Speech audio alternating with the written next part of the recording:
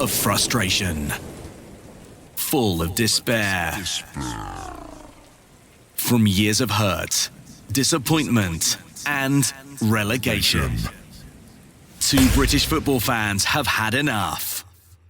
Canary bird Elliot Holman and wanderer Henry Hewitt are in search of glory, pride, passion, in search of silverware. And they found Major League Soccer. Hello and welcome to the MLS UK show. I'm Henry Hewitt and you join us for another of our August interviews with some of the biggest names in MLS. So far we've spoken to the likes of Andrew Wiebe and Danny Higginbottom, and now it's time for an actual MLS player to join us on the show. You may notice if you are watching on YouTube, or you can probably hear it if you're listening on your podcast provider actually, but I'm not in my usual location. I am actually in Spain. We got offered this interview, and even though I was being sat by the pool and on the beach with Poppy, who does the kit reviews, when we got offered this, I couldn't turn it down. Dru Yearwood of the New York Red Bulls was, I spoke to him the other day, and he was great. He was brilliant, and we really thank both him and New York Red Bulls for the time that they give us. So really appreciate that. But before we hear the interview, I just want to say a massive thank you as well to our sponsor, Soccer90.com. If you want the best in EPL shirts, La Liga shirts, I'm here in Spain, I might get one, Paris Saint-Germain, other European countries, there's some Mexican teams, international teams ahead of the World Cup, then go to Soccer90.com. And remember, whilst you're there, when you're in the checkout, if you type in MLS UK in the discount code, you get 20% off too. So thank you for them, for their continued support. And now it's time to hear my chat with New York Red Bulls MLS UK player, Dru Yearwood. The MLS UK show. So joining me now on the MLS UK show is a man who has made today Drusday. It's Dru Yearwood from the New York Red Bulls. How are you, Dru? Good, thank you. How are you, Henry? I'm all good, thank you. So this morning you've been training. How was that? Was the head coach putting you through your paces? Yeah, sort of just focusing on this weekend's game against Miami. Hot day, so yeah, it's been hot for a little while now, so training's been a bit tougher than usual, on the body especially, but yeah, it's been good.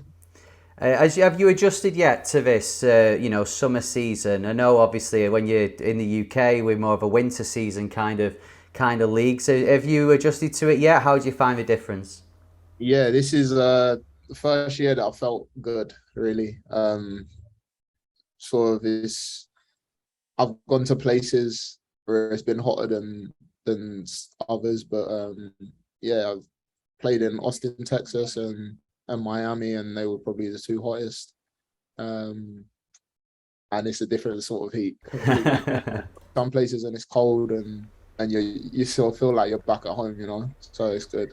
Yeah, because MLS is a really weird league, isn't it? Where you can go to those places and it'd be really hot, and then the next week you go to Colorado, for instance, and it's like it's snowing. So, we always say in England, don't we? We always complain about the weather, and we can get all sort of seasons within one day. So I guess the States is like that, but it's different states you visit.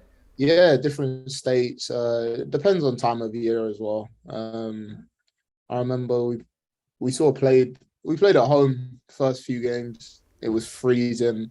Played Toronto second game of the season. It was absolutely freezing. I never wear Under Armour ever, but yeah, I had to that day. It was that cold. So how have you settled then? As you said, this is your first full season in MLS. Presuming that you're living around New York, New Jersey as well. How have you settled into this new life in America? I think first year was tough. So I moved here in August 2020, middle of COVID. So I couldn't have my family over. I couldn't sort of fly back and forth because of flights and stuff. So it was tough. And then we had a long break because it kept getting delayed because of COVID as well. So yeah, it was tough the first year. I think this year now has been much easier for me, much better, a better transition. My mum came over, my brother's come over a few times now, so yeah, I've been lucky. Still trying to get my dad over, but it's tough with COVID and he needs to get a visa, so yeah, it's a bit harder, but yeah, it's still so good to have my mum and my brother over. So yeah, I've been okay this season.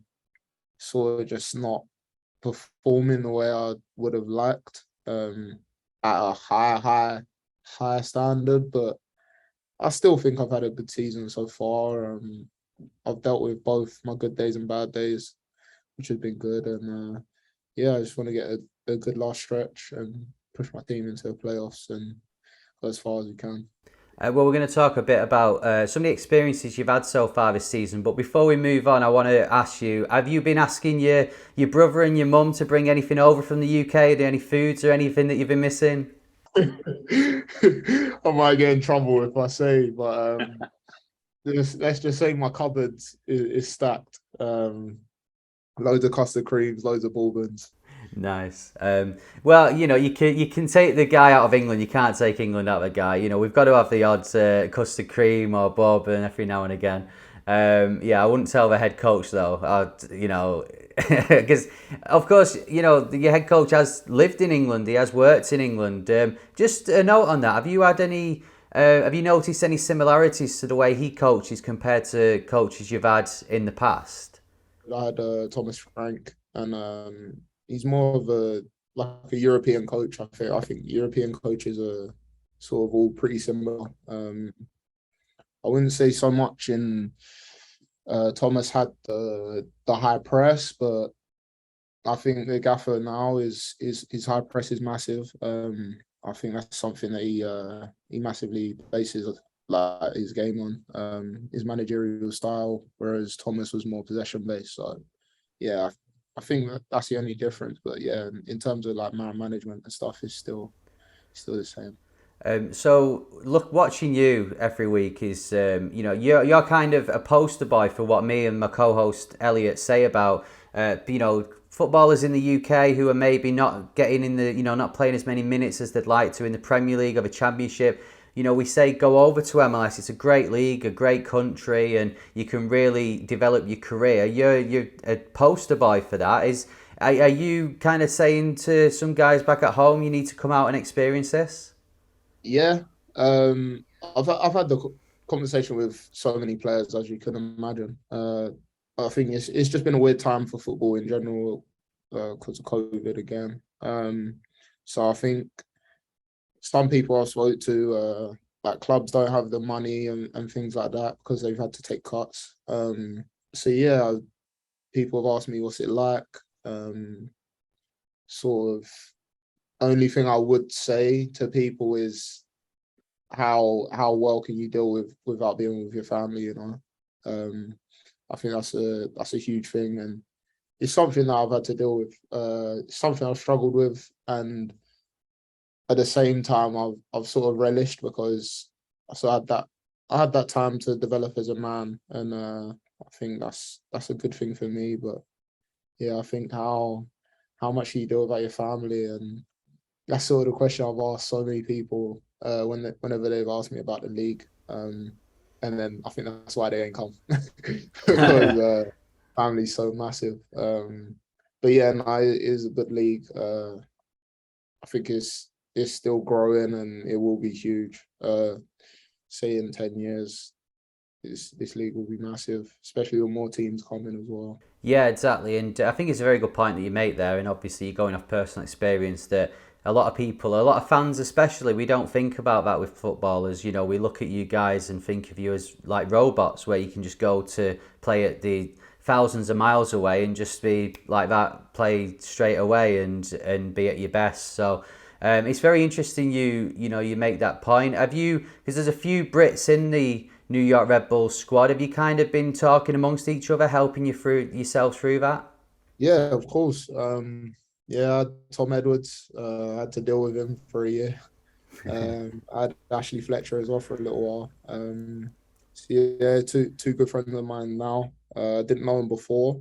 and then they came, and we just became brothers. It was so much that we could relate on, and yeah, we all sort of felt the same way, and it was good for us. It was good to have that moment. I got Lewis Morgan now with me.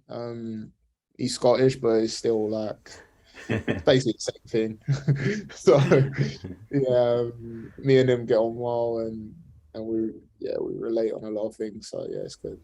Oh, well, that's good. Yeah, the Scots, they are part of the UK. They are one of us, but they're pretty wild, aren't they? The Scots. They're yeah, and a lot of another thing you can say to people back home and people who your friends who are playing in the say the English leagues or the Championship or whatever. They don't get to play Barcelona. What was that like a few weeks ago now? Yeah, I think that it's an experience for sure. It's something I'll never forget. Never really lined up against sort of Lewandowski and De Jong and players like that. So yeah, standing in the tunnel was a bit weird. Just seeing sort of only players you really see on the TV. You don't really have the chance to play against them. And I guess Lewandowski, his career never took him to England. So yeah, I never thought I'd see him on the pitch, and then there you go. So yeah, it was good. Really good experience. It was nice to, just feel like I held my own against the best, and yeah, crazy moment. The day I'll never forget. And I guess this career that I chose when I was so young, I didn't really see the power of the opportunities that you would get, and yeah, that was one of them. So it was a real sweet moment to just look back on my career and look back and see that I played. Yeah, I bet it was surreal. I bet it was like playing a real life version of FIFA, against these guys. Yeah. I think the only time I've ever seen them play is sort of in the World Cup and things like that. So yeah, it's good. Not just watching them in the Champions League. It's good to play against them and kick a few of them. So yeah, it was good. Did you manage to get anyone's shirt after the game? Well, they didn't have their names on the back, so I didn't really see the point. If they had their names on the back, then I would have been hunting down Busquets, I think. Who were the players growing up? Who was your idols? Who did you look at? Because I know you started at Arsenal. Were you an Arsenal fan growing up? Yeah, always been an Arsenal fan. Thierry Henry was, yeah, I think he was the reason. I've said it so many times. I think everyone in the building knows. I met him after the Barcelona game, and yeah, I nearly had a heart attack. I couldn't believe it. Yeah, he's sort of the reason. He's my brother's idol as well. So me and my brother used to share a room, and we had posters on the wall of Thierry Henry, and I remember my brother. He cut it out of the book. He cut a picture of Thierry Henry out of a book, and he's celebrating, and it was on our wall for God knows how many years. But yeah, that was my idol. I didn't base my game on him, but it's just he was the man. Yeah, because you started off originally as a striker, didn't you? And then got moved back to midfield. Was it at Southend where they said we wanted to see how you do in midfield, and then it's just clicked? I was 16. Just got in the youth team. So yeah, only been playing here about 5-6 years now. Yeah, one game we played a friendly at Leicester away, and I've been playing centre mid sort of in training, but not like in games or anything. And we had no players, and he wanted to rest sort of all the starters, so he just put me in midfield, and I scored and played really well in midfield. And then that season I just kicked on and played centre mid the whole year, played every game in the youth team. Then went with the first team at the end of the season, did really well again, and then yeah, our career started. So you obviously moved from Southend and came over to New York Red Bulls with obviously Brentford as well. Chris Armas spoke to you on Zoom, very similar to what I'm doing right now. How did he sell New York Red Bulls to you? Which made you make the move? It was the best uh probably conversation I've ever had with a manager. Um, I got so much respect for Chris, even with the short time that I spent with him. Crazy guy. Like so much energy. Like it was an amazing conversation. He was sat just like this, just exactly like you are, but he had a board behind him, and he was literally taking me through tactics on this board, literally behind him, whilst I'm like here on Zoom. And yeah, he sold it to me, sold the club. He told me pretty much everything I needed to know. He sort of knew how to settle me in quickly, and yeah, I knew exactly what I was stepping into from the day I landed. I knew the philosophy before I came.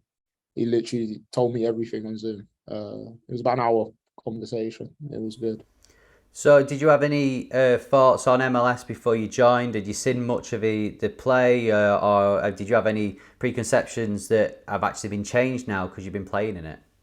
I'd been, in the UK when you're just up late and you see on Sky Sports, you see someone's playing. So I would just put it on.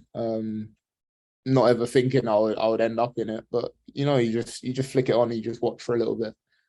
And for some reason, it was always LA Galaxy. I think because of Zlatan. So I watched all of LA Galaxy's games before coming.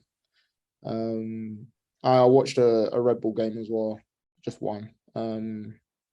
So I knew.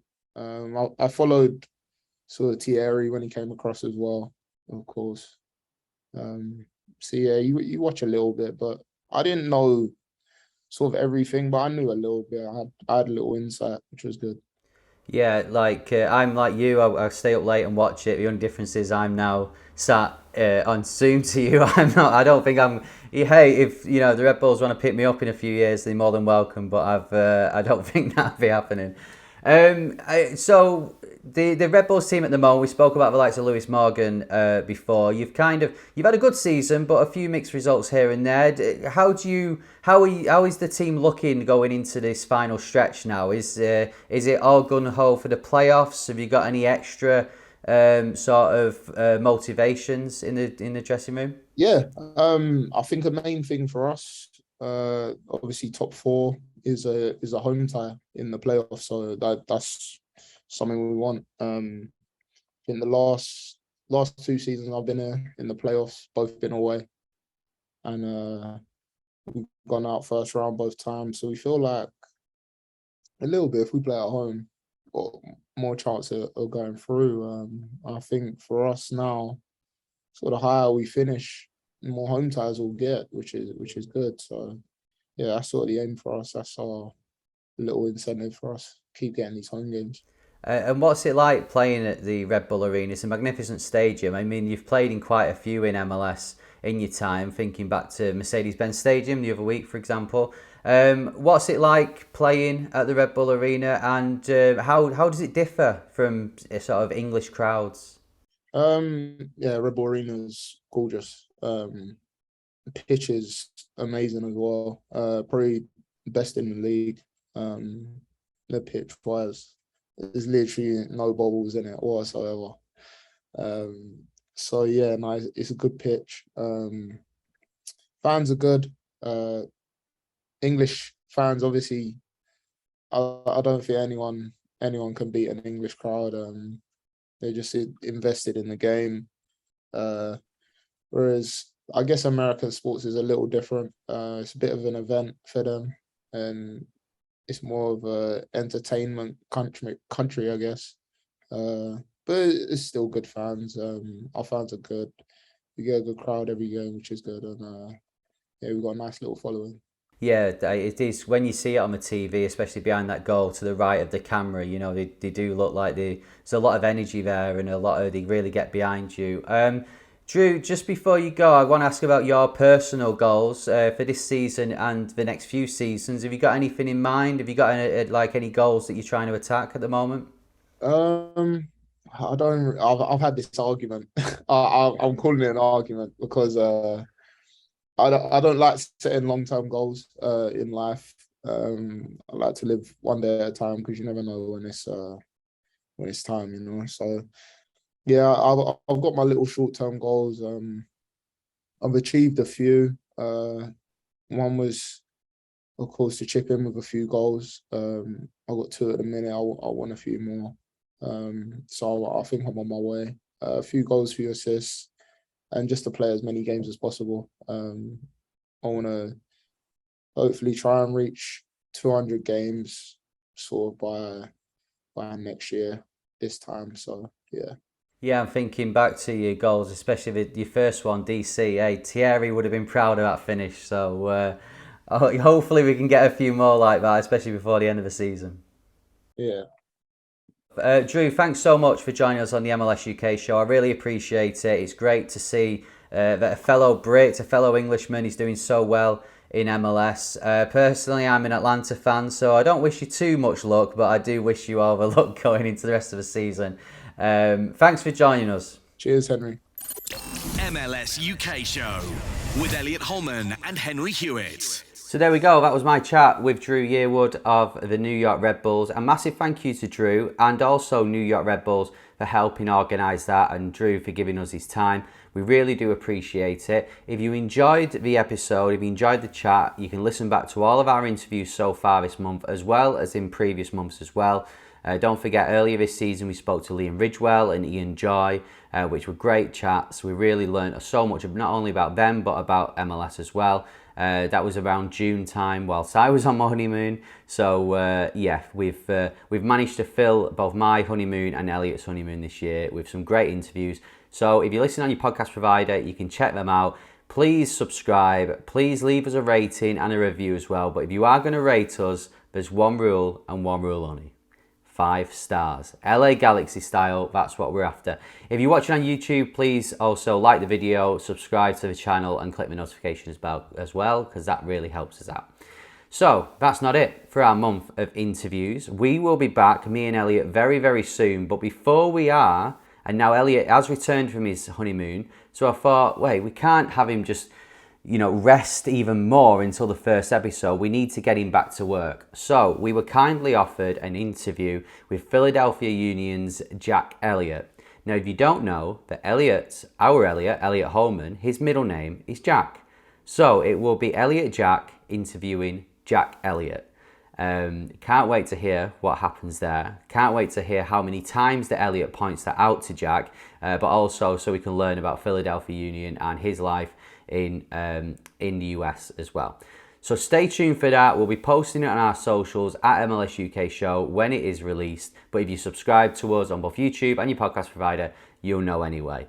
For now, thanks very much for watching this episode. Thanks again to Dru Yearwood. And all I've got to say from Spain is adios.